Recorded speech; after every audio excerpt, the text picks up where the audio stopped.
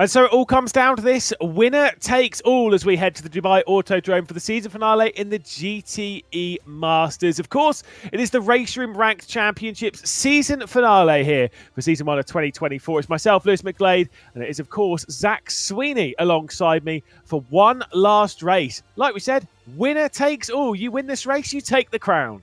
Yeah, exactly. We've, of course, combined a lot of our regions, mostly European, granted, but some of the best racers in all of RaceRoom are going to be taking to what is a fantastic track in the Dubai Autodrome. Last seen, of course, when we took to it last year for the 2.4 hours of Dubai, where we saw a lot of these drivers take to the track then, and they're going to be back to prove themselves for the final ranked championship race this year. It's been a fantastic ride, and it's all boiled down to this. Yeah, indeed. Let's take a look at where we have been along this journey. Of course, the season finale opened up at Daytona, of course, quite a while ago, to be perfectly honest, before we went to Interlagos and Imola, both won, I believe, by Ilya Drovasekov, who's been looking absolutely fantastic, of course, so far in these GTEs. But it leads us to the global final, where we take the top of not only the European Championship, which is basically what we've been commentating and watching over the last 3 weeks, but also those that have been the leaders over in the Oceanic and, of course, Asian and Americas. So it is a global thing. We have those coming in from Australia, from New Zealand. We have seen a few of course, over the global finals in previous, but then also some from South America, from the United States. It's always a nice combo. Yeah, it is. It's nice to sort of pit them against each other, because we usually always focus on the European side of things when it comes to the broadcast, and it's nice to give the international guys their chance in the sun, because we've got a huge plethora of international talent, and then also just to sort of have the best of the best all on one grid, earn their spots for this final, and then prove it, as we've said, in a very winner-takes-all format. There's no sort of leading up to it. All the points to this point are irrelevant. You show up today. If you're good, you take the victory.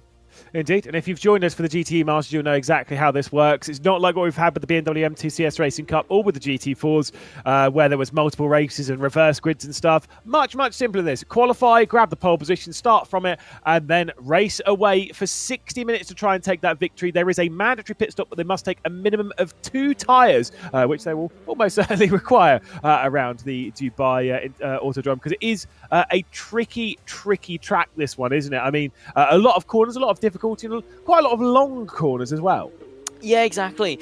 Decent couple of overtaken opportunities. You can see the hairpin on the back straight, but then that final sector really winds, and the majority of the first sector as well. A lot of S's, a lot of medium speed corners where you really are going to be stressing the tyres. And it's going to be crucial to sort of keep them in check, especially later on in the race, because ideally you want to not change more than 2, because the more you change, the more time you're going to be spending in the pit lane. So time management is going to be key, but also because we've got the 2 different cars in the form of the BMW and the Porsche, a little bit of fuel management as well is going to play into a factor. So it's not just about being quick, it's about being smart as well. Yeah, exactly. Of course, you could see all the 16 turns there. Opened in 2004. That is before Zach was born, ladies and gentlemen. And Ewan. Goodness me. No, not Same Ewan. as Ewan. No, Ewan was a. Well, no, let's not, because this is going to make me feel terrible. Anyway, obviously that's focus on the BMW and the Porsche that will be taking. Of course, it's the M8 and the 911 RSR. 2 great cars. I mean, I'm probably a little bit more of a Porsche man in this combo. What about you? I like the Porsche. I like the look of it. Obviously, that BMW M8 is a big, chunky boy, but it's been quick, and we've seen success in it, and it's nice to see that as the season's gone on, we've seen more and more drivers take to it. Yeah, indeed. Of course, that's they get free choice of this on a round-to-round basis. They don't have to pick one at the start of the season and select it all the way through. They do get to chop and change, so I'm sure we'll see a couple of chops and changes as we head into the race. In fact, as I look at the entry list, we do have a fair whack of both cars, which we'll take a little look at. Of course, the drivers that we're looking at, you can see there on the right-hand side, Ilya Drovasekov, probably the driver to look at the most, and this has won the 2 previous rounds of the GTE Masters, but some big names there. Colin Blankenberg, Matej Nikiewicz, Turka Hakkinen, of course, for NeedRacing.com, along with Christian Mikel, Petter Daniel, who started the season quite well, but has gone, I don't think he was there at Imola, was he? You got Sven Mackenberg, Marvin Mackenberg, also out in action, representing a lot of the European bunch that we have in this. We do have quite a few Australians as well. We know that the Australians love a good shout out. So we've got the Kiwi, Jeff Drum. We've got another Kiwi in Andrew Graham. We've got Shane Hill, an Australian, among us as well. So there's always a good little combo. A couple of Americans out there as well with Pooty Whittem and Zakuki, who are also taking to the circuit, some Mexican stuff. Again, global. Exactly, the global final. It's called it for a reason.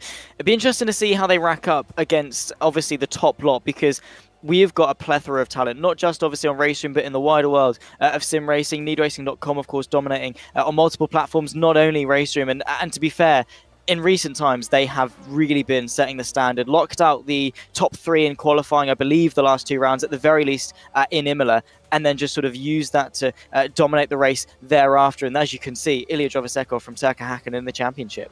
Yeah, indeed. Some big names that you might see missing from that top group again that aren't in action today. Of course, the race winner of the very, very first round of this, Philip Dries, who did take victory back at the opener, the season opener. Not in action. Obviously, had that retirement back in Interlagos and was not out in action in Imola. So obviously, won't see him out in action today. But we do get to see some of the top names go toe to toe. If you weren't picking Ilya Drovasekov, who would you pick? I mean, qualifying and all that kind of stuff before we take a look at it. Yeah, no, that's true. You know, I'm gonna go with one of the Mackenbergs. Would you? Yes. Do you not agree? I don't agree.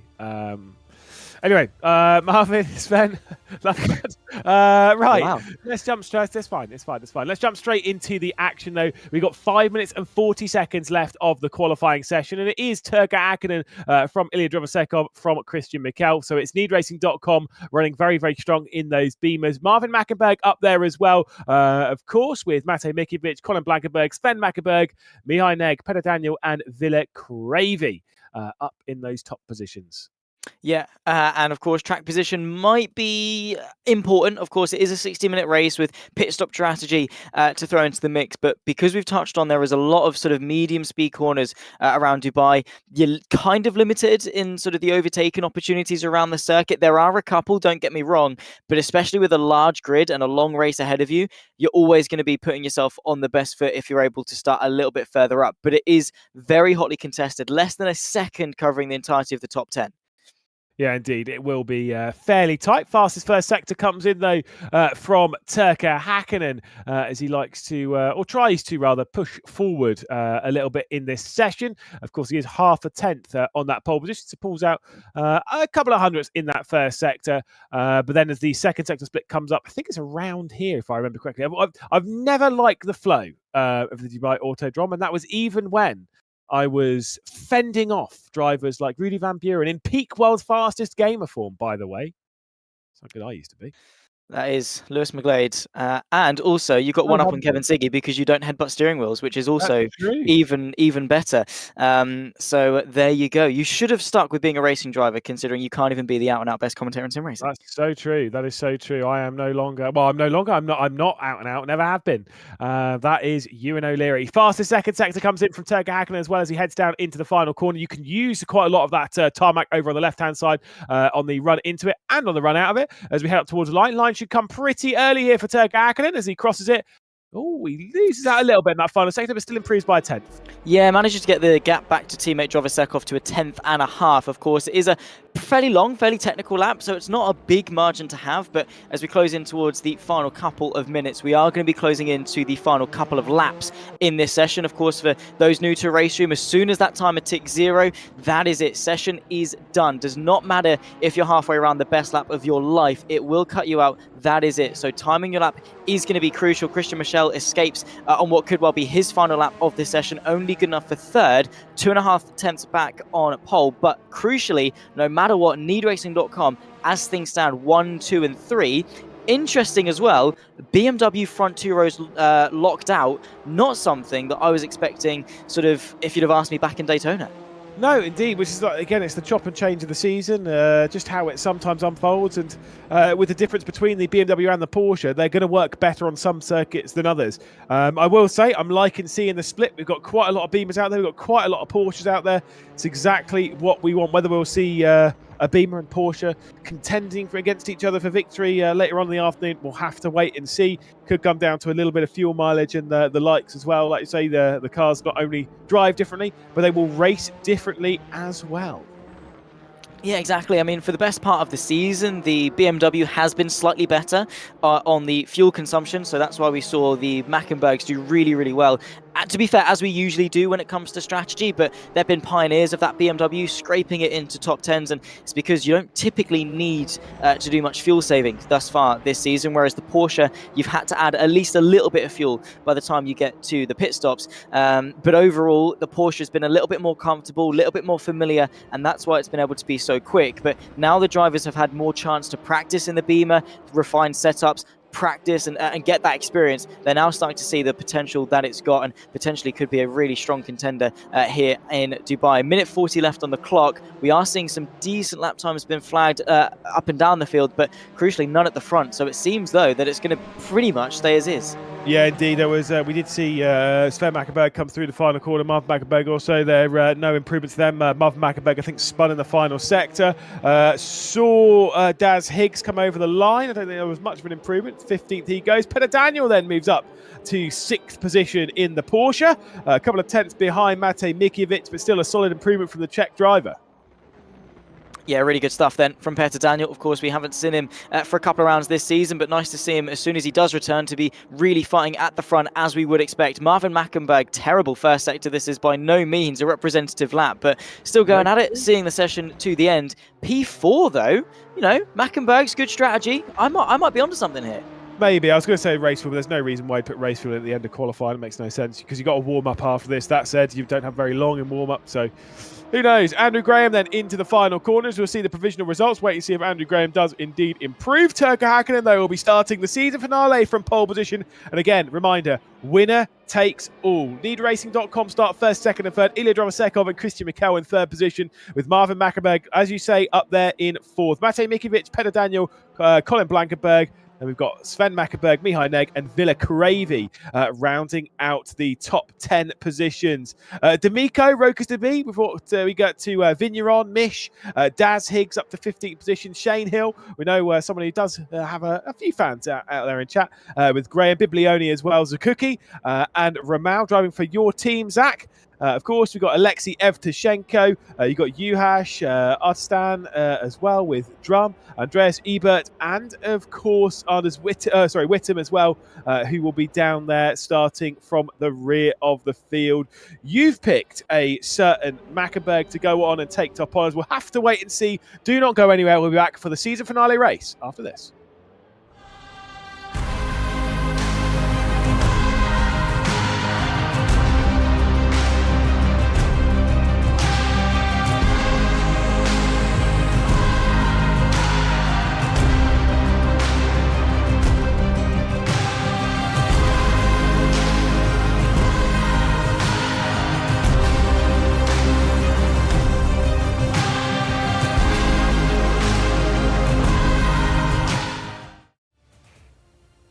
So we're heading into the season finale, obviously in a few seconds' time. It'll be the last race that we're doing, at least, Zach, whilst the game looks at its current form. It is getting quite a facelift over in the next week or so. Sadly, we're not. No, unfortunately, no amount of hair or makeup is going to be saving these beautiful faces. They can stop the shiny foreheads, but that is about it. But RaceRoom, it looks beautiful as it is. I cannot wait to see it refined because the trailer, looks good. Yeah, all of the footage coming up, of course, looks fantastic. That'll be out September 4th, along with the DT. I think it's going to come out on the same day. DTM 1995, best year ever, obviously for obvious reasons. That's when I was born.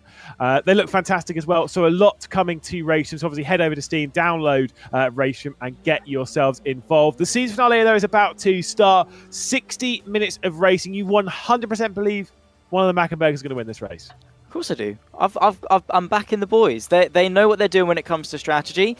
If it wasn't Mackenberg's, it'd be Mikel. But I've made my bed. I'm here. I've chosen my side of the fence. I'm going with Mackenberg.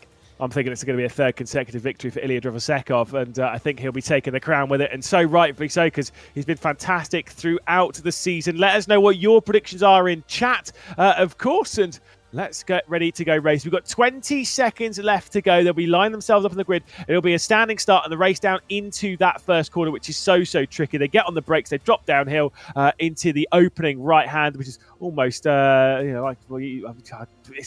a tricky opening corner. Let's go with that before we get into the kerfuffle of the left and right that follow it. Of course, Lewis McGlade, Zach Sweeney alongside in the commentary booth. The lights will come on for an hour's season finale race here in the GTE Masters, the RaceRoom Rank Championship 2024. We are underway for the season finale here at the Dubai Autodrome as we race down in the first corner. Great start from Christian Mikel as it's 3 wide between the three KneeRacing.com drivers down in the first corner. Ilya Drovosekov with the inside lines as we go to the brakes. A little bit of contact as Turka Hakkinen comes across to try and cover him off, and Drovosekov will drop back into third position. You've got Matej Mikovic then moving his way forward. Marvin Mackenberg dropping down into fifth. Yeah, great start, of course, from KneeRacing.com, particularly Christian Michel. There you can see Mihai Nej trying to fend off Peter Daniel as they try and advance towards Marvin Mackenberg, who's dropped the place to Matej Mikovic up to fourth place through the winding Sector 1, side by side. That's about the best part of the field. Luca D'Amico making some good progress from 11th up now inside the top 10, but you've got to be punchy because very soon this pack's going to start to spread.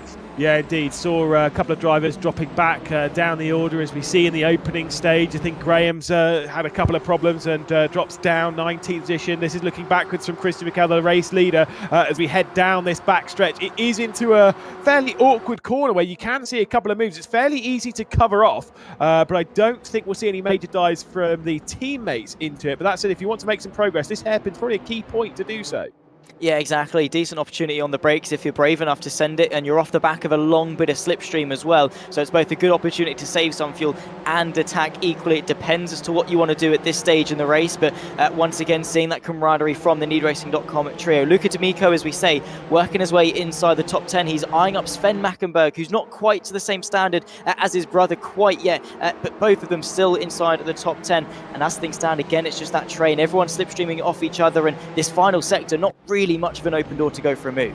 No, certainly not. But again, it's just kind of trying to look after tyres and stuff. There was one going out a little bit wide in the background. I think it's Rokas to be and Shane Hill. So Shane Hill dropping out wide in his green Porsche. I mean, that makes sense. Someone from down under being in the green and yellow. It's green and gold, let's be honest. But still, it does at least make sense to pick those colours. I believe that's what Shane Hill's taken in this one, and just dropping the position to Rokas to be before gaining it once again. So the two of those battling quite hard over 12th position. Meanwhile, we search for Ilya Drovosekov in third position. I think he'll be disappointed with how this race has started, to be honest. Yeah, he's not going to be overly joyed by it. Of course, he's going to be happy that KneeRacing.com are 1, 2 and 3, but thus far he's won 2 races this season, been comfortable in the European Championship, 20 points clear of second place, and really had that dominant stead. Of course, all the way back 2 years ago in 2021 for the RaceRoom Rank Championship, Drovosekov had a similar run of form, winning all but one race, the final race that cost him the championship. Sven Mackenberg goes wide, Luca D'Amico eyes up the move. No, indeed, just a couple of looks. I say you can eye up a couple of once around here where you've got this flowing section. D'Amico was trying to go for the up and under, I think has disconnected and all that. So that's very unfortunate for him. Was almost eyeing up a pretty fantastic move. Alas, not even going to have a chance. Computer says no. In fact, well, it might say yes. That is a very crumpled up Porsche. Looks to the inside of the hairpin. No way through for him as Villa Cravey now tries to fight. And this is a very sticky position to be in, not only for D'Amico, but also those around him, because you're fighting the unpredictable. You do not know where Luca D'Amico is going to be. Yeah, indeed. This is a little bit sketchy for him, but alas, he seems to be in the race and fairly comfortable in that as we add our way through the hairpin towards the back end of the circuit. Another couple of places where you get some good moves. Whittam's gone for a bit of a spin off the rear end of the field, so the American just having a little bit of a struggle. Ramau also having a couple of problems in his Porsche down in 22nd position, losing out to Juhas over the previous lap. The yellow flag comes in as Whittam gets himself back going again. Mihai Neg feeling the pressure from Peter Daniel as well as we head back down the field. Yeah, exactly. Plenty of battles, of course, as you can see. Tristan on the back of Ramau fighting for 22nd place. So two of our international drivers over in the Americas side of things. Biblioni, the Argentine as well, fighting his way towards Higgs. So nice to see a nice sort of mix and match amongst some of the three regions side by side, a little bit further up as well. That's a Cookie versus Guillaume Vigneron. Uncharacteristically for the Frenchman down in 15th place, trying to hang on to it side by side as they run their way through the first sector. Yeah, indeed. But then that's sometimes how these global finals go. You do get knocked out of position a little bit. So Cookie looking down the inside, trying to clear Guillaume Vigneron, someone who we know can compete towards the top. Excellent side-by-side between the pair. And a big slide from the BMW from Cookie on the inside. Outside comes in from Vigneron, who managed with a snap of oversteer to hang on to the position. And look at Daz Higgs and Alexei Evtushenko with a huge crash, just dropping down the field now. Yeah, got pinched in the middle there, and that was a huge unnecessary crash. Cookie, very much one of the worst ends of that, drops down to 20th place. Biblioni managing to work their way into 17th because of it, but not what you want to see at all. Just a clumsy pinch point, really. I mean, if they'd have all just kept their steering wheel straight, they'd have been absolutely fine, but unnecessarily squeezing, unnecessarily early in this race as well. We're not even 6 minutes through.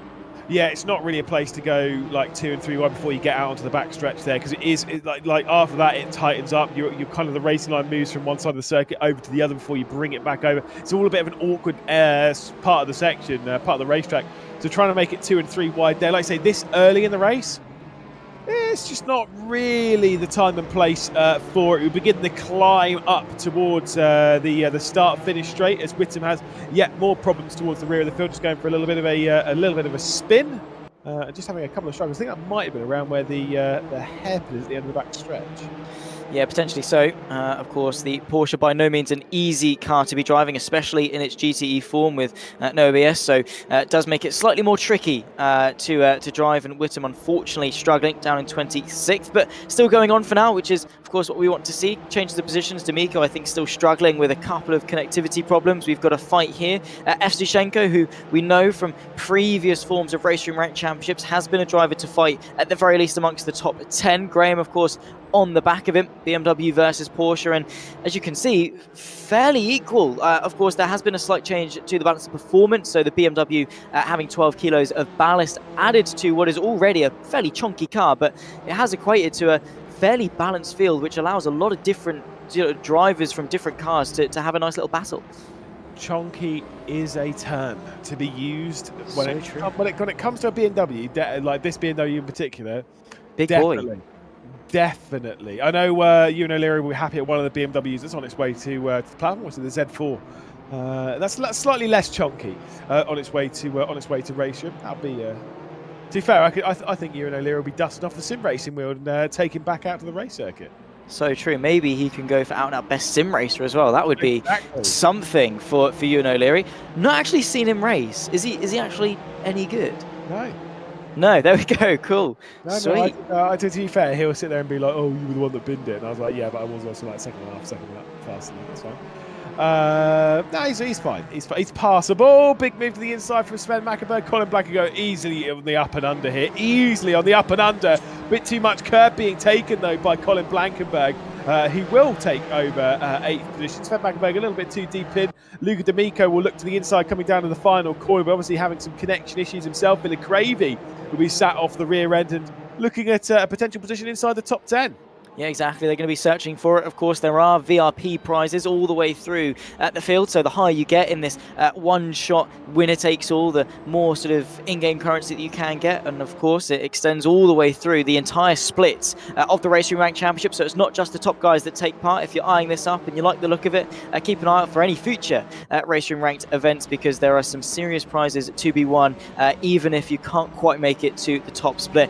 Following on, Marvin Mackenberg, of course, up inside the top 5, dropping off the back a little bit of Matej Mikovic, but to me this isn't necessarily a cause for concern, because it just tells me that he's playing long game in this race.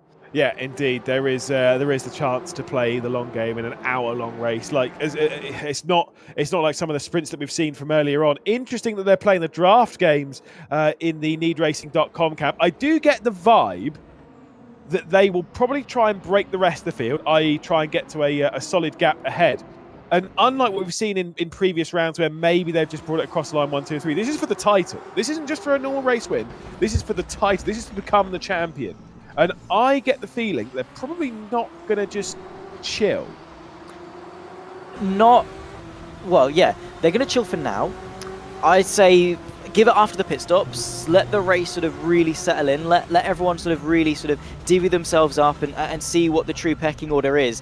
and then sort of say, okay, this is the situation we're in, this is how hard we can fight. Naturally, of course, when you get sort of teammates battling, there are always going to be a little bit of politics involved as to how much you can battle, how much you sort of just play that team game, even in a driver's focused championship. But you don't want to be that guy that ruins it for the entire team. You'd rather finish 1, 2, and 3 as a team than go for that do or die move, you know, sort of maybe selfishly to win. So there is going to be an element of racing, I'm sure, but at the very least, there is going to be a slight air of caution. They're going to give themselves the best chance to ensure it's one of the 3 and then decide amongst themselves which one it is.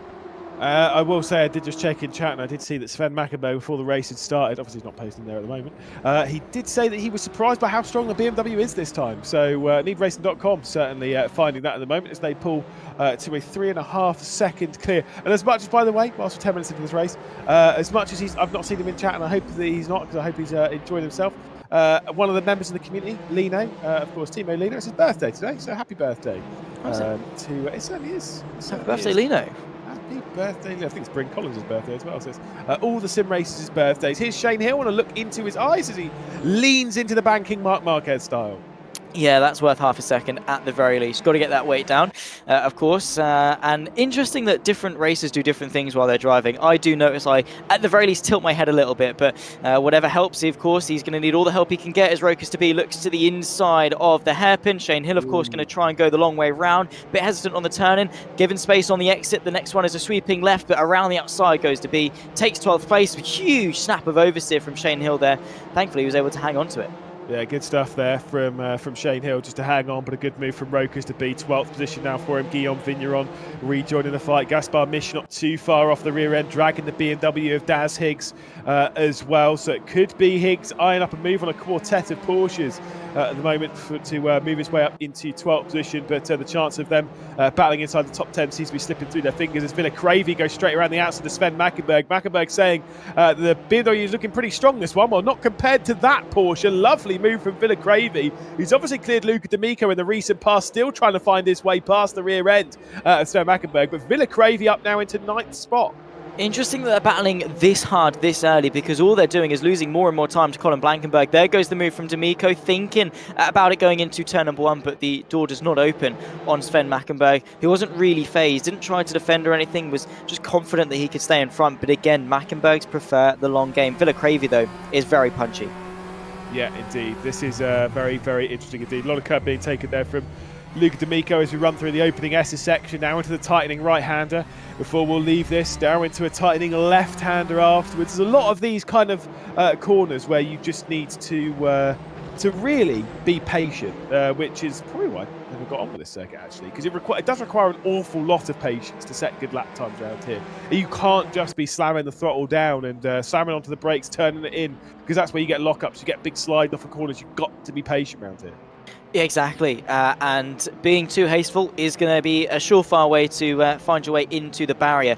It is something I struggle with as well. I was driving a front-wheel drive touring car earlier on today, and of course a very different driving style required. It was at Donington Park, and I just couldn't get used to the fact that you slam the power down and you're just going to lift the front end up and spin the wheels and away you go. So patience pretty much in any avenue of discipline of racing is always going to be important, obviously in different ways, but around here, because they're so long, you can't attack it too aggressively or too early, because if you go in too hot, you're going to lose time on the exit. Of course, if you go in too early or too late as such and postpone it too long, you're going to then lose time where you could have sort of cut the distance or maybe carried a bit more speed through. So striking a balance is always going to be important. Shane Hill, of course, balancing his way in the sim rig as he leans left and right in that battle with Guillaume Vigneron. Gaspar Mich closing in as well with, as we say, Daz Higgs in hot pursuit for 16th. So nice to see that while needracing.com are being fairly plateaued at the front, that these guys further down are keeping them, keeping us very entertained.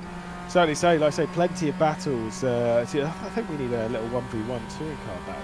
Let's do it. At least on the timesheet. So I reckon I could go faster than you. Yeah, I hope so. Yeah, one time I beat Kevin Seagan, esports World Cup champion, and Rudy Van Buren around here in the front drive as well. Ignore the fact he had 45 kilos. That's fine. We're not going to talk about it. As Shane Hill takes the SS section beautifully to navigate it, just keeping Vigneron at bay. Slightly tighter line there, working through the right-hander. It's this corner you need to nail. Again, this is the whole thing. When you're defending for position, it's about knowing which corners you need to nail. And you don't need to nail the S section, but you do need to nail the exit of this corner. You need to nail the braking zone and the one afterwards. The left-hand kink after it, you don't need to do perfectly as long as you're sat in a good position for the one afterwards. Seems like there's a decent amount of slipstream for Vigneron to come through, though. Yeah, exactly. Pulls out to the right-hand side. Of course, Shane Hill does like the move to the outside. Who's braver on the brakes? Bit twitchy going in from Hill, but is able to go the long way around. Has got the agility, has got the inside line for the next left as well, and does stay ahead of Guillaume Vigneron. Big snap of oversteer once again, though. A similar mistake in Shane Hill's defence, but he is able to stay ahead. Of course, Gaspar Misch is not missing out on this opportunity at all. Sees Vigneron and tries to attack. Yep, indeed. He's searching for the opportunity, is Gaspar Misch. There'll be more punts to come, don't worry. We're searching for our opportunities on that as well, as Shane Hill will get onto the brakes, slide up their hill, and like you say, it's looking pretty comfortable for him at the moment. He seems pretty comfortable in 13th position, but I say there's been some big looks coming in from Guillaume Vigneron. Yeah, exactly. As into the pit lane, actually, is pretty much bang on time. Guillaume Vigneron, as the pit window opens, decides to dive his way in. And I have to say, I don't think that was planned. I think that was more a circumstance thing where he wants to get out of that battle with Shane Hill, get some clear air, tick that box of the mandatory stop, and then try and do it on aggregate. Yeah, certainly so. Was like you say, it's the pit window, by the way, is open for the middle half of this race. So it's the opening 15 minutes and the final 15 minutes. You're not allowed, well, you can enter the pit lane, but you're not going to tick off your mandatory stop in doing so. But for those that will come in around this point, they will be ticking off their mandatory stops. Cookie retiring from the race, so his day is most certainly done. Meanwhile, Guillaume Vigneron ticking off that mandatory stop as long as he takes the requirement of it. Any of these three, do you reckon they'll be pitting now? I don't think so. They're not losing time. Nothing's wrong. They're still gaining on Matic Mikovic. That gap is now 3.5 seconds. And they're not in a circumstance where they're going to be losing time in the near future. They're not closing in on lap traffic or anything like that. So I don't see a reason why they wouldn't stretch this to, at the very least, the halfway mark and sort of even out that tyre wear on the two that they're going to change. Yeah, big look to the inside coming in from Daz Higgs. He tries to send one on Gaspar Misch, but Misch says absolutely not. You don't know who you're meshing with? It's a stretch. Yeah, that was a stretch. That was a real stretch. Sorry. You know, sorry. Didn't want to miss that opportunity myself, as Daz Higgs will try and find his way past. Can't quite find it, though. And again, it's where you've got to be patient, not only with the circuit, with the people you're battling with indeed. And that's why sometimes pitting early and getting out of the cluster and trying to find that track position yourself, sometimes it can help. But it does mean that you're dealing with some really poor tyres late on. D'Amico, more problems for him. I think it's just connection. Yeah, for whatever reason, lagging, of course, with it being a more international service, some people might have more issues than others. D'Amico seems to be one of them. Is still in contention, maybe for a top 10, but we'll have to wait and see. His pace definitely isn't lacking. Back to the lead three, Mikel from Hakkinen from Jovisekov. No major moves from any of them, as is understandable, because right now the gap 4.4 seconds, still 40 seconds of this race left to go.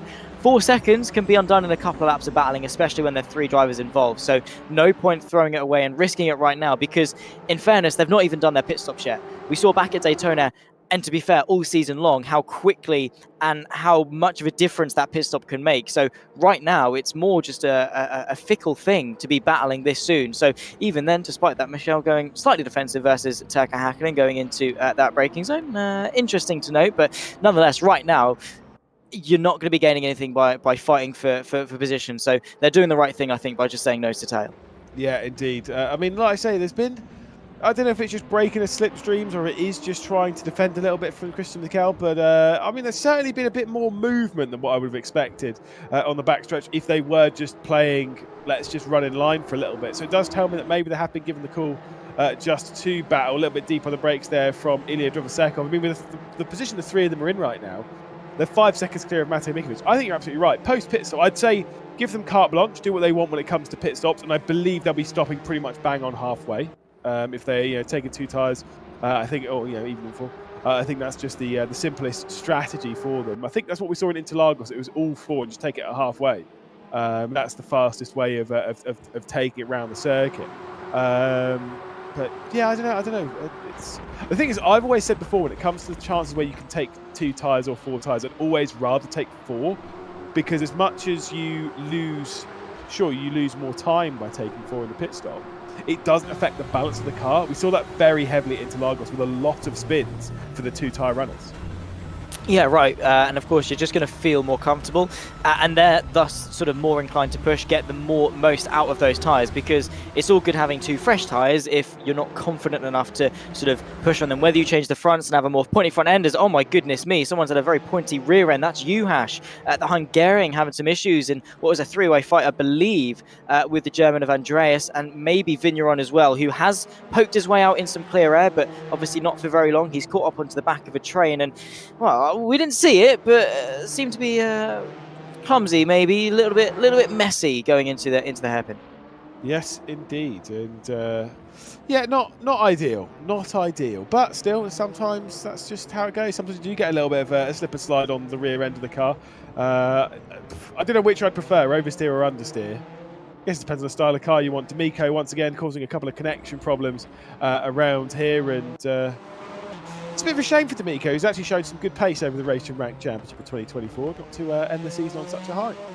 Yeah, exactly, because again, I mean, this race sort of overshadows all the previous ones because it is that sort of winner-takes-all, standout, global finale as such. So you really do have to sort of arrive when it counts, but I don't think it's fair to overshadow what has been a really successful season for D'Amico, and to be fair, for a lot of drivers. But that is the brutality of sim racing, of motorsport in general, really, in the sense that sometimes they are harsh formats that you do have to rise to, and in the end, I mean, there's not really much that he can do about it. Daz Higgs versus Gaspar Misch. Of course, Misch able to stay ahead versus Higgs, who is giving him a little bit of a headache in the fight for 14th. So Misch pretty much bang on where he should be, where we'd expect him to be, just about inside the top 15. He doesn't like to miss out, and he does like to scrape his way in, but right now he's firmly inside. Of course, that is going to change. Vigneron, we assume, is going to reassume that place inside the top 15 near Shane Hill, but Misch is doing a good job keeping, especially Daz Higgs Bay. However, for how much longer? Very tight line taken into turn 1.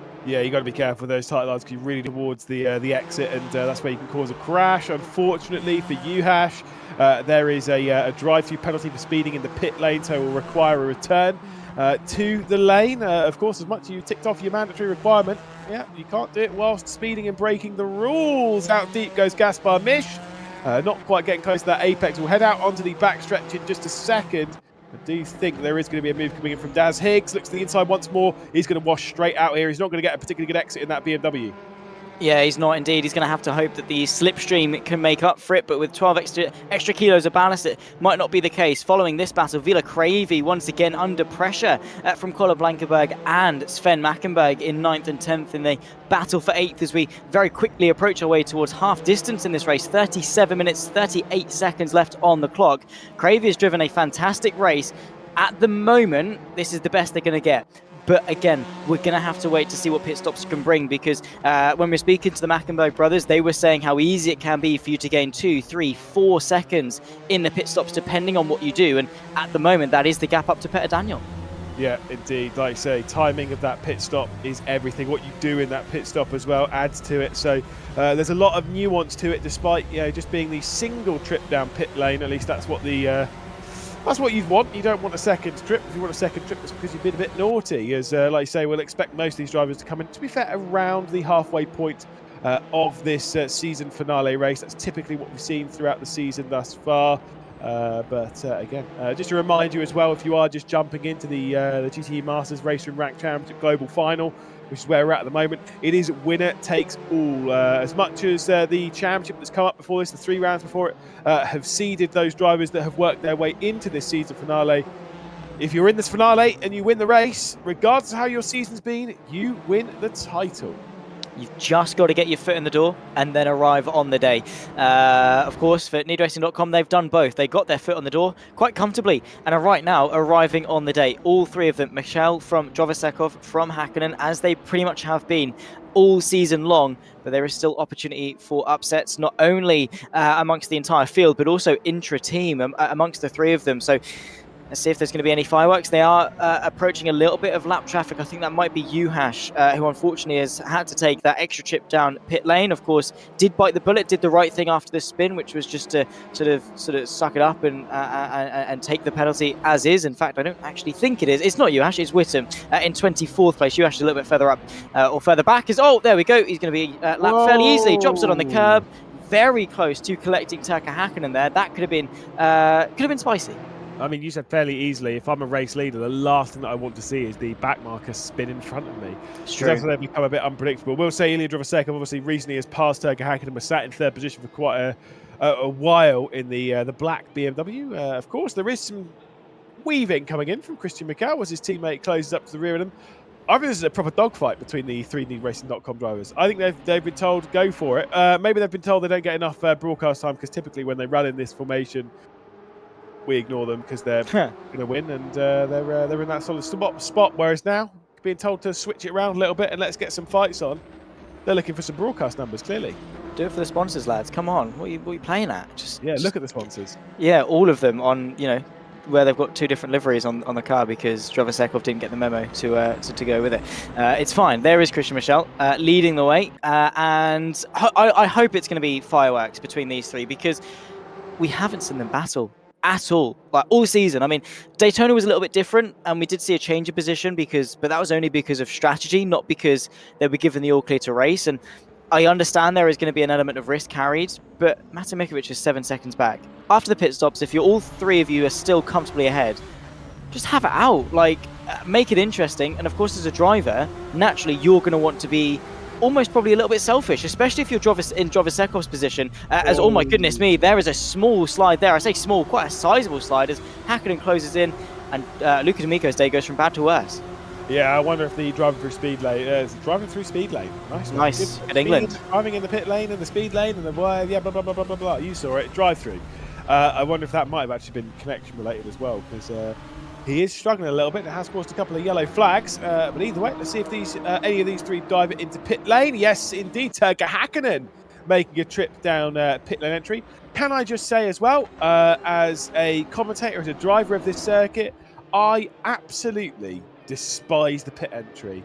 Who thought it was a good idea to pull right straight off of a flat out right kink while slamming on the brakes in the racing line? What a stupid idea. Yeah, not the brightest cookie in the cookie jar. Let's put it that way. I haven't driven Dubai. You're probably surprised that I even know Dubai. In all fairness, Lewis. I don't think you do. Yeah, no. I've commented on it enough times to kind of know where I am. I did the 2.4 hours with you and Cam. So there's that. There's go on. Great point. I know exactly. Boom.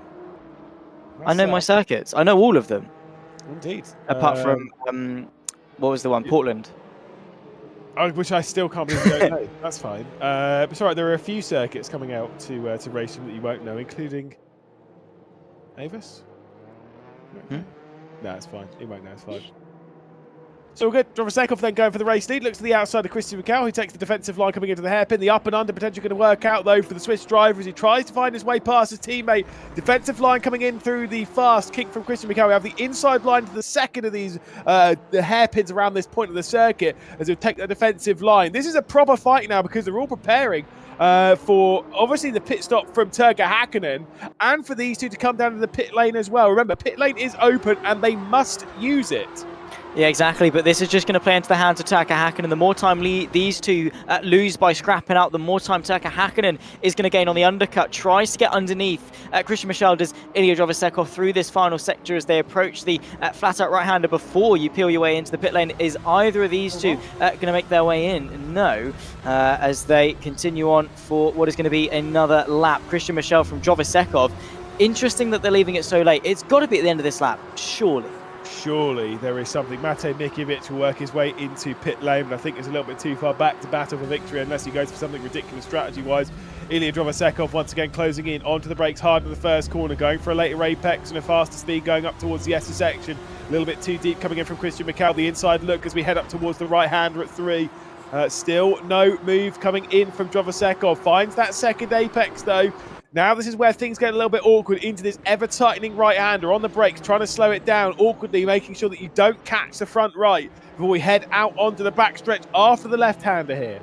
Yeah, exactly. So it's all about the exit. You keep it wide for as long as you can before you slightly cut it back in, get the rotation, and get as straight as exit as you possibly can. A little bit of camber, so it does help the rotation, but again, it's just about getting that power down as best as you can. Ilya Drovasekov, will he be able to eye up a move? Of course, Michelle moving around a little bit, trying to limit the slipstream effect from Drovasekov, but not quite close enough, is the man from Switzerland. Halfway through the race now in 34 seconds time. Interesting to see how much Turkka Häkkinen is gaining from this battle, because it is gloves off at this stage of the race, but is it short-term gain and long-term loss?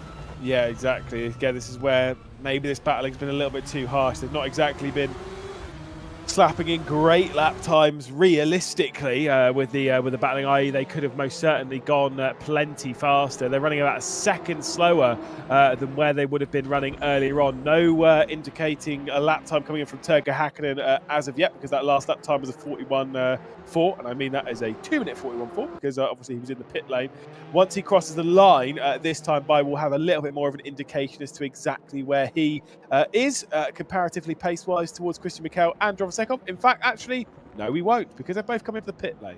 Well, it's even more of a representative time, because we'll see if he's actually been able to get the jump on them. So, of course, he's got the final couple of corners, well, the final sector really to work his way through, as you see, coming to the back end of it, right at the bottom of the circuit. Michel Drovasekov, Mihai Nej momentarily takes the lead of the race. Of course, still owes us a pit stop, as does a couple of people, Rokas to be, Gaspar Mish, Evtushenko and Ramau, those that are sort of inside the contention point of this race. Mackenberg, Petter Daniel, Villa Cravey all come in as well, but all eyes on this man, Turkka Häkkinen, to see if the undercut has worked.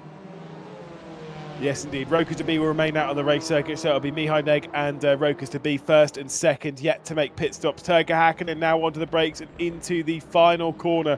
Where is he going to come out comparatively to his teammate? Let's see what the lap time is for him. He's aiming for something in the 53s or low 53s or 52s. That would be solid for him. It is a 52.2, big lap time coming in there from Turkka Häkkinen, and he will have a comfortable lead. You can see the picture-in-picture there, top right of your screen.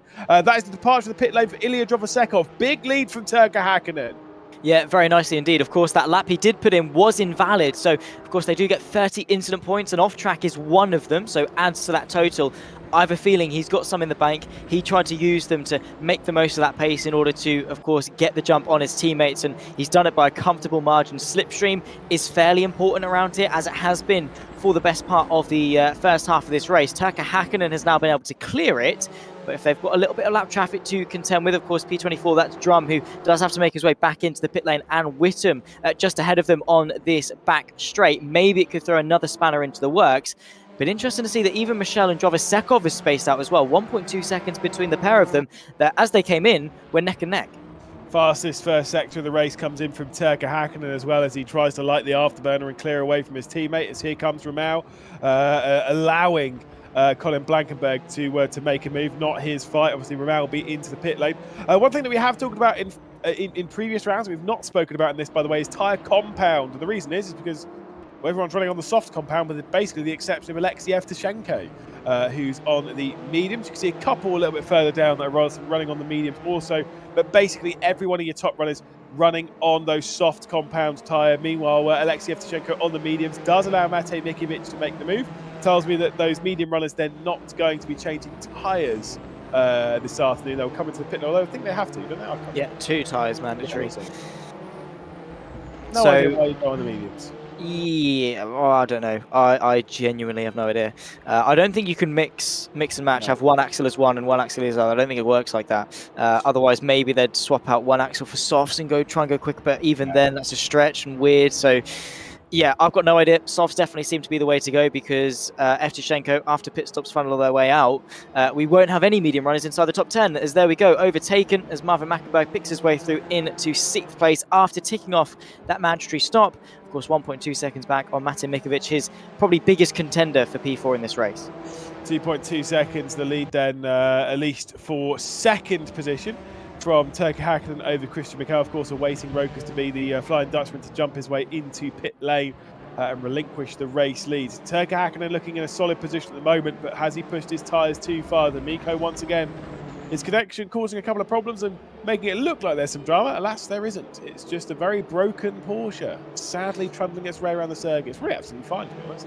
Yeah, more than likely. He's like, well, what are you chatting, lads? The car's fine. Probably just desynced a little bit and looked as though it has had a little bit of damage, or it is damaged and he is struggling out there. Either way, only he will know for sure. Is unfortunate for D'Amico, of course, as you can see, has had to make 2 trips down pit lane. That's not because he has to, it's because he was unfortunately forced to with that drive-through penalty for, of course, speeding in the speed lane, right, Lewis? It's not because he has to, it's because he was forced to, which means that he has to. Nice. No, well. no, right, that's true. That is... No, yeah, that's a good point, actually. I didn't word that very well. It's yeah, fine. No, you know what I meant. You know what I meant. No. Don't try and fire shots at me. Pew, pew.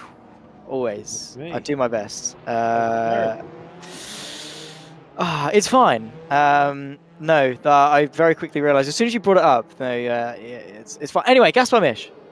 No, that's Turkka Hakkinen. That is Turkka Hakkinen. Now it was Gaspar. Whatever. Anyway, there he is. 2.5 seconds clear of his teammates. Whatever. Indeed, and there's 25 minutes left to go in the season finale. He's 2 seconds clear. Importantly, on the previous lap time, the lap around the circuit, he was also able to pull a further 10th out from his teammate Christian Mikel. However, Ilya Drovosekov just set a 151.9, so he was 2/10 faster than 4/10 faster than Christian Mikel, 2/10 faster than Turkka Hakkinen, only 3/10 to be honest. Which is all well and good, but at the moment hasn't quite got the track position to go and catch. Of course, fastest lap of the race, Ilya Drovosekov wanting to get that inaugural RaceRoom Ranked Championship after coming so close 2 years ago before it all came undone at Watkins Glen. The redemption story has been on this season, 2 victories, and all he needs is that 3rd. They mean nothing if he doesn't win this one, and he's got his 2 teammates, the closest people to him in sim racing, in order to do it. Gaspar Misch fighting with Daz Higgs, working their way through a little bit of lap traffic for the final place inside the top 15. Misch, as we say, this is his hunting ground. This is where he aims to be, and right now, only 3/10 between him and target. Bit of a slide though as he works his way through the exit, the S section, through the tightening right-hander into the tightening left as we head out onto the back stretch. Like I say, a couple of tenths between them. I do think he's going to be able to get a move, by the way, once he comes down the end of this sort of mid-stretch, back stretch, however you want to classify it, down into the hairpin. I do think he should be able to go for something here as we look back up to Peter Daniel with a little bit of lap traffic. That was, I say lap traffic, that was Evtushenko. He was just struggling a little bit. Do remember Evtushenko is on the medium tyres and is yet to stop. Needs to pit within the next 8 minutes and 20 seconds. Yeah, of course, it's the middle half an hour, so after the first 15 and before the last 15 on the clock, and does need to wake his way through eventually. And right on cue, in he comes. Ramau as well owes us one. Wittem owes us one as well. They have still got a couple of laps to do it, but Evtushenko ticking that box as soon as he can, clearly seeing those mediums not working for him. Be interesting to see if he changes all 4 to change compound onto the softs, because yeah, I still do not understand the call for mediums, considering everyone else was on the hards. But nonetheless, we'll have to wait and see. Evtushenko, of course, again, we'll see where he sort of pops his way back out after stretching that first in for so long. Probably going to be losing around about 50 or so seconds in pit lane, way outside the top 10, and it will be outside the top 15 as well. Sometimes you just got to believe in your own strategy. I distinctly remember a couple of races where I've been on the receiving end of that, and both positively and negatively, where you believe you're doing the right thing, you're doing something counter to the entire field, and sometimes it works, sometimes it doesn't. That's just sometimes the gambles you've got to take, especially when it's the season finale and winner takes all. Again, for Alexei Evtushenko, if those medium tyres were perfect, then he'd be able to hold off the rest of the field, was able to do something special on strategy, then maybe he'd be taking the crown. Of course, winner takes all and all that style, but alas, not going to be the case, as Alexei Evtushenko will drop down the order to 20th before returning out to pit lane, having completed the pit stop, meaning just 2 drivers yet to finish their pit stops, and of course, Wittem being one of them, Ramau being the other. Once they're done, pit lane will be closed for the rest of the season. Yeah, well, it won't be closed. It just you won't have to come in. Exactly, it's fine. You can come in if you want to. You just don't have to until you crash, and then you do kind of have to, or get a drive-through penalty. Nonetheless, we are owed a couple of pit stops still, and then that is it. I mean, I've got to be honest. This season's gone really quickly. 12 weeks of non-stop action, and that's it. We're done. Look at the top of the field, though. That 2-second gap. There's been an issue on the previous one from Turka Hakkinen. He set a 54.0. Did Turka Hakkinen. That's about 2 seconds slower than where he wanted. And shock horror, that 2-second gap to his teammate has, it's gone. Yeah, very much so. Turka Hakkinen is going to be feeling the pressure from Mikel very shortly. Jovosekov, I think, was probably forcing the issue for Michel to just sort of say, that we have to go and catch, otherwise I'm going to be starting to put some pressure on you. They've got 9.5 seconds clear of Mikovic. That's surely enough for them to have free reign in this fight. I wouldn't say surely. You just never really know how these ones are going to unfold. That's just how it goes. Out a little bit wide from Turka Hakkinen. You can see their fastest lap of the race from Ilya Jovosekov, who sits in 3rd position, closing down. Will there be a move here coming in from Christian Mikel? Turka Hakkinen taking that severe defensive line. Big move to the outside coming in from Christian Mikel. This is for the race lead and for the championship if they're able to take it. Jovosekov was almost looking at the inside. Contact between the two teammates as they squeeze their way up towards the fast kink. Still with a look to the inside coming in from Christian Mikel.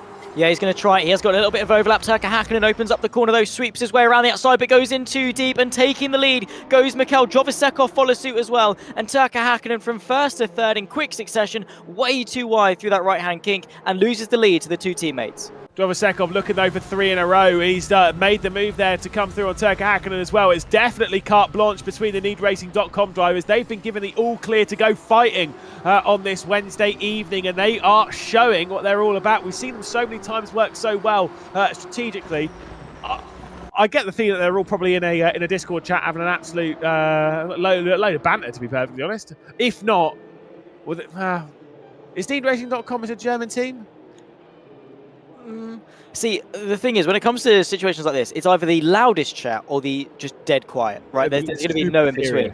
It's either going to be pure banter or dead face until they finish, and then we'll see. As oh my goodness me, I thought there is going to be contact, and Jovosekov has been sent off. Mikel with contact through the 1st sector, and that is Ilya Jovosekov for the 2nd time in RaceRoom ranked, losing the championship in the final round.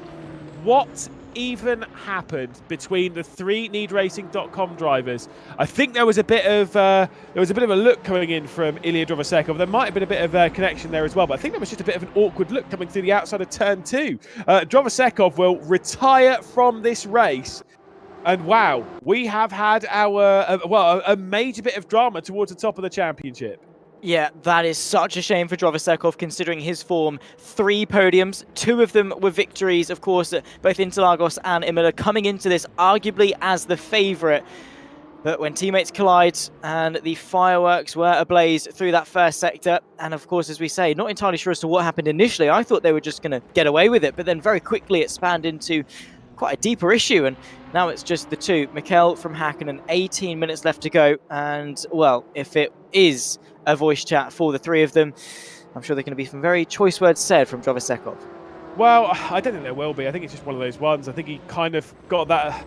I think it did seem as though Christian Mikel was maybe a little bit awkward through turn 2. He has gone in a little bit too deep into turn 1 quite a few times, and had a slow exit from turn 1. I think, to be honest, it kind of looks as though they just got a little bit too close, and then there was a bit of lag between them, and then there was that crash.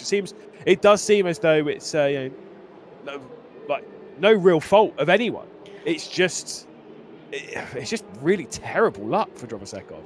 Exactly. Just wrong place, wrong time, and sometimes it is just a case of you can get away with contact, but if it's just ever so slightly in the wrong place, probably a little bit to do with maybe the curbs as well, as the fight continues, despite the fact that Jovosekov is no longer a part of it. So Mikel and Hakkinen, of course, the show must go on at the front.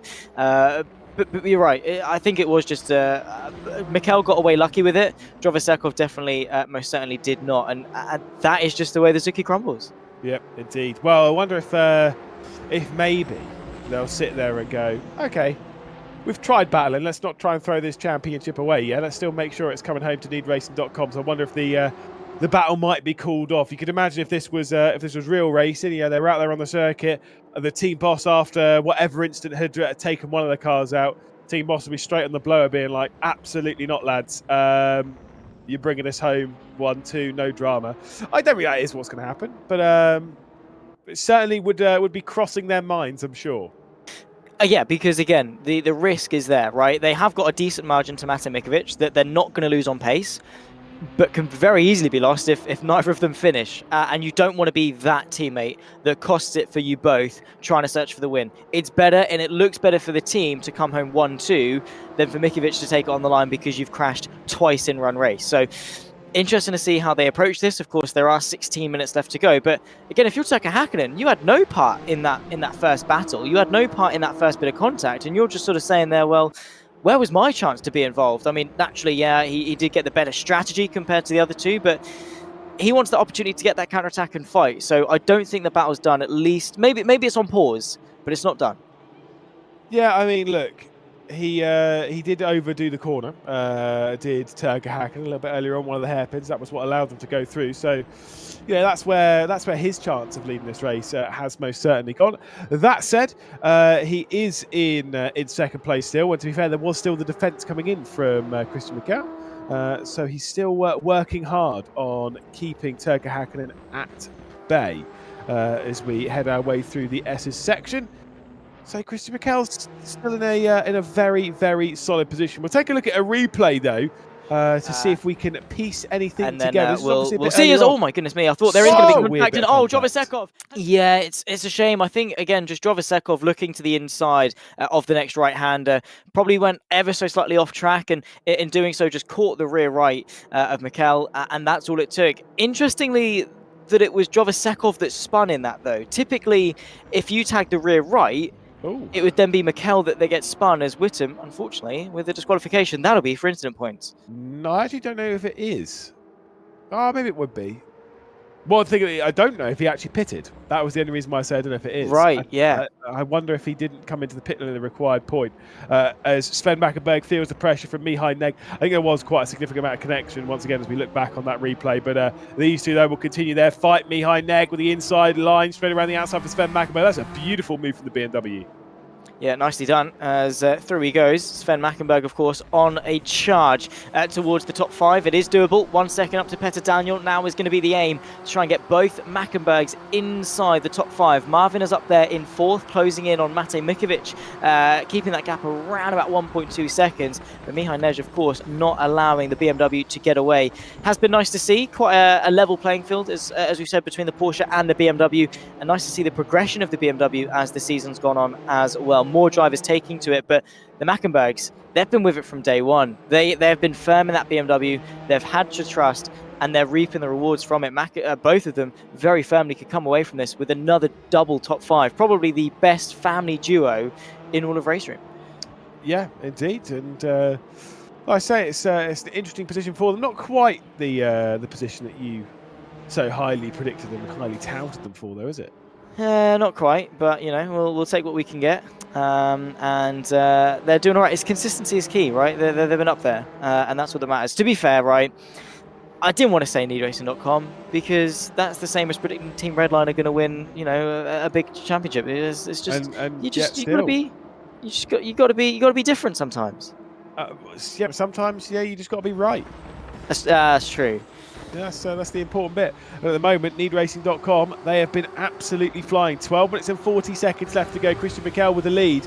Turkka Häkkinen still quite close with them. The top 2 will continue their fight. There's still battles over the podium with Marvin Mackenberg, Mate Mikovic, Petter Daniel, Sven Mackenberg as well. Still a lot to talk about over the final 12.5 minutes of the championship as Biblioni will keep Graham at bay. The two of them fighting, of course, from opposite ends of the planet. One from South America, one from Australia. Fair way away. Yeah, exactly. And to be fair, not too much in terms of connectivity issues, which is nice to see. So both of them with some good connection. Biblioni, the Argentine, Graham, of course, down in Australasia. And of course, both of them competing in their respective championships this season. There's Luca D'Amico as well in a very beaten up Porsche, still behind Shane Hill. They've been battling for the best part of the entire race. It's less than 12 minutes to go. D'Amico, at one stage, was fighting for a top 10. Now that's nearly 20 seconds away from, of course, D'Amico to Rokas to B. So it has been a steady decline for the Italian. Yeah, but let's be honest, it's not been a trouble-free race for D'Amico, who's had a lot of problems as we ride on board with Shane Hill looking backwards from him. Yeah, like I was saying, obviously with all the Australians, yeah, the Argentinian of Biblioni, obviously got the Brazilian out there of Romao, had a couple of Americans, unfortunately both out of the race, and obviously all the Europeans and such. It is a global final. We have loads of drivers from all over the world partaking. Marvin Mackenberg has had a problem though in his battle with Matej Mikubic. It seems like he's given up the fight, and there's going to be a couple of BMWs and a Porsche joining on the podium. Yeah, I think so. That is a shame for Marvin Mackenberg, pushing maybe a little bit too hard, didn't quite catch it, but yeah, I would assume maybe just pushing a little bit too hard compared to Matej Mikubic, and that is going to cost him a chance for the podium. Biblioni still in that contest with Graham as we tick under 11 minutes to go, 10 minutes 43 seconds left in this race. Biblioni going all the way to the inside to of course keep Graham at bay, who is now going to look to the outside. The Argentine later on the brakes keeps it steady through turn number 1 and of course stays ahead in 16th place, but nonetheless a shame for Mackenberg. And to be fair, I'm not even too sure if both of them are getting inside the top 5. Petter Daniel is going to be a very tough mountain for Sven Mackenberg to climb. Yeah, indeed, especially with Mihai Neg climbing all over his rear. 10 minutes left to go, and there'll be a determined 10 minutes for this, because I've always said there's those positions which matter more in sim racing, and yeah, dependent on the field, you know, something like this, you've got like the levels of importance. I've always said everyone wants to win the race. Fair enough, but only one can. Podium, I'm okay with second or third, to be perfectly honest. I'm not really bothered which way round it is. They both have positives, both have negatives. If you're finishing second, you're only one position away from winning. Finishing third, yeah, it's whatever. It's fine. It's a podium, isn't it? And then you've got fourth and fifth. It's both the top 5. And then anywhere inside the top 10, outside of that 6th through 10th, I don't really care. The reason why I say about that is because you've got Sven Mackenberg and Mihai Neg here that are in 6th and 7th. They're one position away from being inside the top 5 for the season finale. They'll be very disappointed if they don't get it. A little bit of a deep run coming in from Sven Mackenberg. This is where the drama happened between the leaders earlier. Yeah, it is. They've been able to get through quite cleanly, though. A big squeeze as Sven Mackenberg tries to keep Neg at bay. Of course, the Porsche still attacking as these sweeps are not quite done yet. Sven Mackenberg able to stay in front, though. No dramas as they work their way into the hairpin. A tight line taken, though, from Neg as he tries to fight his way to the inside. Sort of deters Sven Mackenberg ever so slightly, forces him wide, forcing him offline as well as they run through this long left-hander that leads you onto the straight. Let's see if Neg has got the run on the straights. Yeah, let's see where the straight line speed comes in. Let's see how the slipstream works out in favour, and if there is going to be the move coming in from the Porsche. I'm not sure so much, to be honest. I think there's a bit too big of a gap. There is going to be a bit of a look, but it seems as though Sven Mackenberg is going to be able to hang on by the time we get onto the brakes and into the corner. Only 8 minutes and 40 seconds left to go. There is not long indeed, not only for these positions, but also for those higher up. Yes, there are some lower down, like Shane Hill versus Luca D'Amico that we've seen quite a few times. Will Christian Mikau and Turka Hakkinen resume their fight at the front to see who's going to become the champion here in the GTE Masters? Let's hope so. They'll join, of course, a long list of names in the RaceRoom Ranked Hall of Fame. Mihai Neg looking to the outside of Sven Mackenberg, getting the squeeze as the Porsche, but he's later on the brakes, a little bit of agile as well, trying to go the long way around, but that corner's just far too long, and of course tightens on the apex as well as you make your way to the exit. So Sven Mackenberg was comfortably able to stay ahead of the Porsche, but in doing so they're dropping off the back of that top 5 that, as we say, both of them so desperately want, and fighting for 6th to be the leader and pursuing for that 5th has sort of led there to be little to no pursuits at all.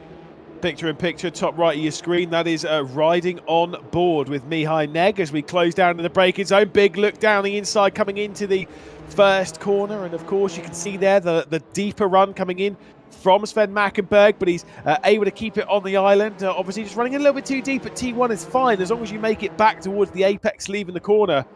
Still a very solid run. You can see the difference of speed though working through this section. That's just confidence, pure confidence, and Mihai Neg has it in spades. Yeah, exactly. He is just chucking his way through every corner and just dancing the car through, of course, just putting Mackenberg under pressure. This long left-hander, Mackenberg is focusing more on his mirrors than outside of his windscreen, and I've always said the race is only going to be in front of you. The more you focus about what's behind you, the worse you're going to drive, the more worried you're going to be about what's behind you, and the more likely you are actually going to need to have to defend. So Mihai Neg now in the slipstream. Is he going to be close enough on the brakes? Does have a bit of a look, is brave on them. Does he get to the apex first? Mackenberg sees him coming, hooks the curb, does Mihai Neg, but around the outside goes Sven Mackenberg to keep 6th place. Well, I mean, for now, as we head up towards the fast kick, up and under coming in from Mihai Neg, as he tries to navigate his way past, got the outside into the hairpin, probably going to go for the up and under once more. You see the BMW popping the shot there. Slightly better drive off the corner coming in from the Romanian, but it is still going to be Sven Mackenberg hanging on to 6th position. This fight has allowed Penna Daniel to check out and almost confirm himself as 5th place in the season finale. Big send to the inside coming in from Mihai Neg. Contact between the pair as Neg forces that door open and says absolutely not to Sven Mackenberg, pushing him out wide, and Mihai Neg comes through to 6th. Yeah, getting a little bit impatient. I think Mihai Neg was fed up of being nice to Sven Mackenberg, was very aggressive there, but fair, still was able to send it and worked his way through. Sven Mackenberg didn't really have much of a contest. Neg definitely the quicker of the two drivers. Now he's got 6 minutes, just under 6 minutes to go and catch for the top 5. Sven Mackenberg, I don't know, a half look to the inside of turn 1, definitely wasn't using as much track as Mihai Neg going in, so that tells me that maybe he thought about it, at least partially. But Mihai Neg dropping now Sven Mackenberg, opening the gap to at least a couple of car lengths, and let's see if he's able to chip away once again at that gap at Penna Daniel. The bottom line is, though, that the laps that himself and Mackenberg spent fighting were laps that were not used, putting pressure on the Czech driver. Yeah, indeed. This is back up to the race leader, though. Turkka Häkkinen, previous lap time, was a couple of tenths faster than Christian Mikel, so the gap has closed down to just 0.3 of a second. Has Turkka Häkkinen been trying to be calm on his tyres, be patient in the race, bring himself back into the operating window before he can attack his teammate and go after this championship? Or will Christian Mikel be able to come through and take top honours once again? It's needracing.com, who of course have won the previous 3 races in the championship, where they opened up the season with Philip Dries taking the victory, Ilya Drovasekov winning rounds 2 and 3 of the championship. Looks like they're set to win round 4 in the global final. It looks like they're set to take the championship, but it isn't set as to who's going to be taking it, whether it is Christian Mikel, whether it is Turkka Häkkinen. I think Häkkinen is waiting as late as possible in order to go for this. Of course, you can see Mikel breaking the slipstream, which tells me that he definitely does still feel at least a little bit threatened from Turkka Häkkinen. Otherwise, he'd just stay on the racing line and know that they weren't going to fight. 4 minutes left to run. Turkka Häkkinen a little bit tidier through turn number 1. Christian Mikel, of course, going a little bit too hot in, and in the end it is fairly equidistant between the pair of them, so different lines equating to pretty much the same answer through the first sweeping sector. But Häkkinen, and how quick he's been, of course, led the race for a couple of laps after the pit stops. A mistake on his own accord cost him that lead to his 2 teammates. Now one of them is out of contention. The clock is ticking down, and he sees a chance at victory. As of course, Luca D'Amico has suffered a couple of issues thus far this race. He's down in 14th place with a very beaten Porsche, and Lewis McGlade has found the unmute button. Okay, it's fine, it's fine, it's fine, it's fine. Don't worry about it. I've got no, it's fine. There's no excuse. Well, yeah. Yeah, I was going to think of something then, but it's like, nah, it's whatever. We've all done it. Christian Mikel, though, Turkka Häkkinen, look, this is the time where you've got to find yourself. You've got to dig deep. There's no point in finishing second in this race. It's not like it is through the season where you're looking for some decent points to make sure you get it into the global final. Now it's just about winning. They've got a little bit of lap traffic there as well, just ahead of them. That will be Norbert Juhasz, who they will try and work their way past in that yellow and blue Porsche. Christian Mikel will work his way past. Turkka Häkkinen will also find his way past. And the long wait back to Matej Mikulic as Ramau has a spin himself. Yeah, not ideal for the Brazilian driver. That is the only car that looks worse than Luca D'Amico's. That is all over the place and does not look pretty. That is into the pit wall, back onto the track. Firmly living up to the team name at the moment, unfortunately for Christian Ramau. And he'll be glad that the checker flag is only a couple of minutes away. Yep.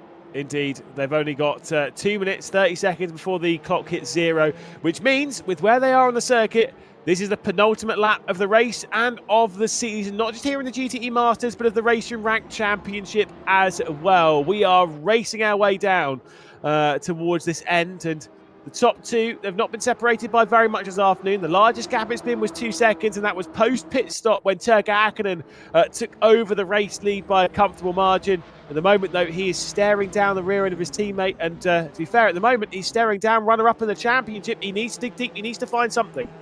Yeah, everyone remembers the champion. Very few remember the runner-up, and Turkka Häkkinen does not want to be the one that doesn't get remembered. Of course, for needracing.com, it's a near-perfect situation with 2 of the cars, 1 and 2, both in the championship and, of course, in this final race. But they're always going to be searching for more as a driver. Michel keeping it under wraps, keeping Häkkinen at an arm's length away. A minute and a half, a lap and a half left to run in this race. The hairpin is probably going to be Häkkinen's best chance at going for the move. It all depends as to can he get close enough when he needs to. As oh my goodness me, that's Ramau. Either side go the leaders, and that is how quickly the pendulum can swing. Lap traffic throwing a spanner into the works on the penultimate lap. Yeah, indeed. Like I say, there's a lot of things that can happen in the final moments, and I'm sure these two have seen it all in their many years in sim racing, whether it's been through GT racing, whether it's been through endurance racing, which they've done a whole host of as teammates over the last few years, whether it's been racing, like I say, for needracing.com, or even Nita Velix and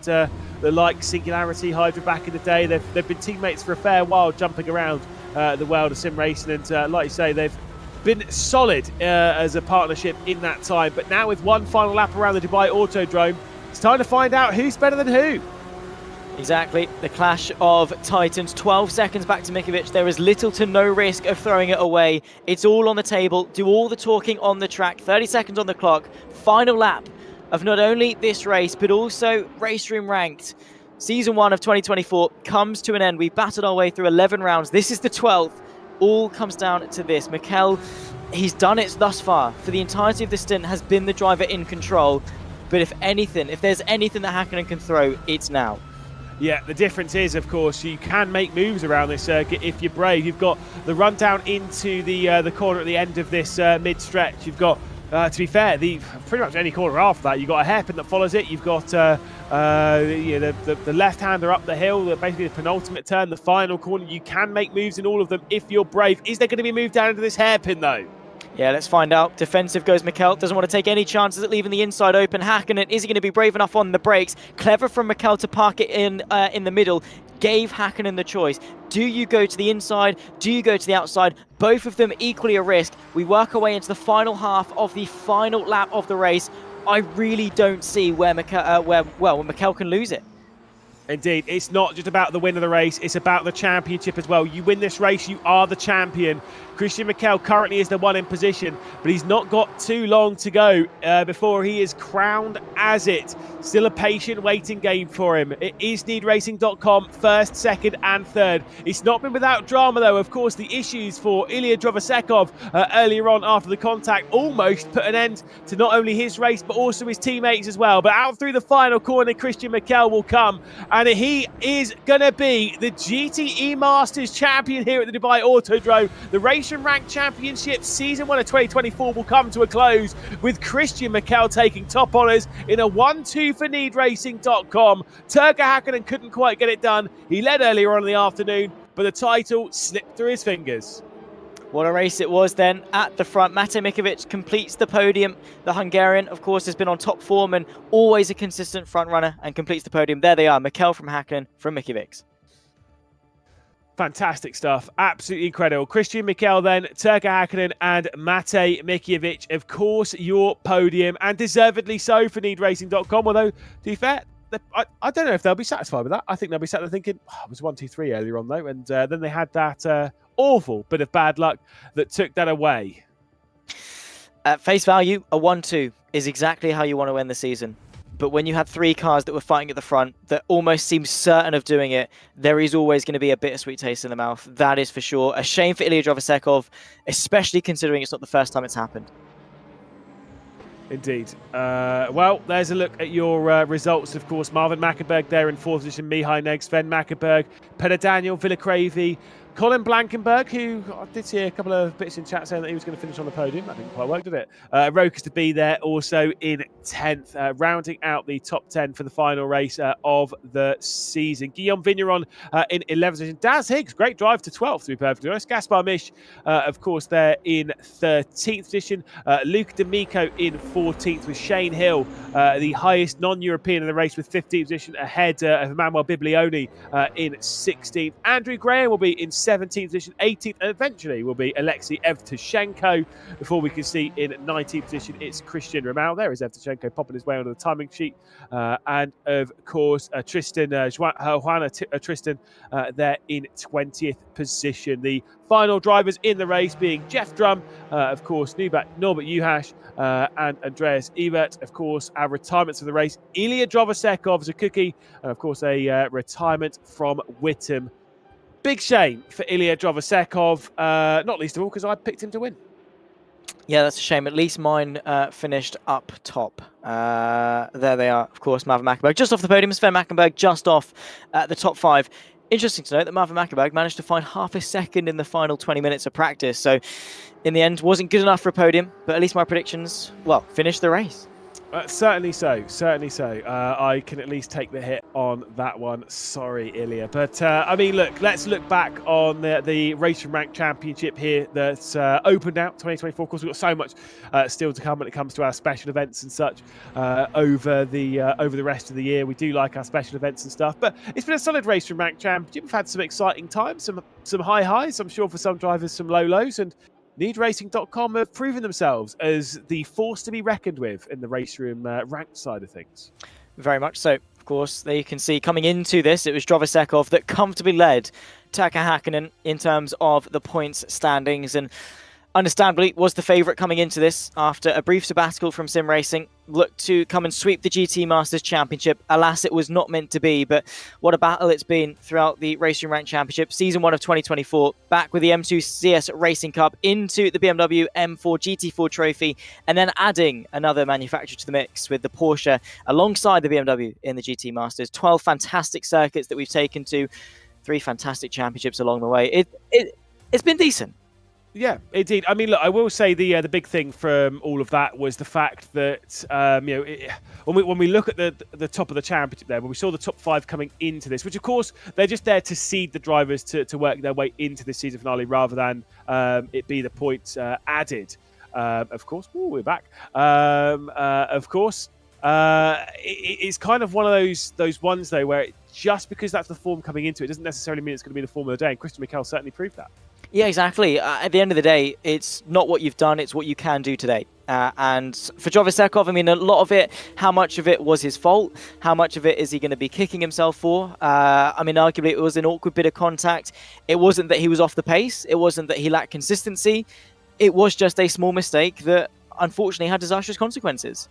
Yeah, indeed. I mean, look, we could see some of the replays and such from the race. I mean, I just think it was just honestly bad luck from Ilya Drovosekov. You can see that race down to the first corner where Drovosekov in that black car was trying to make a move down to the first corner. I think the important bit here is thank you to NeedRacing.com to allow their drivers to actually fight because, boy, did they.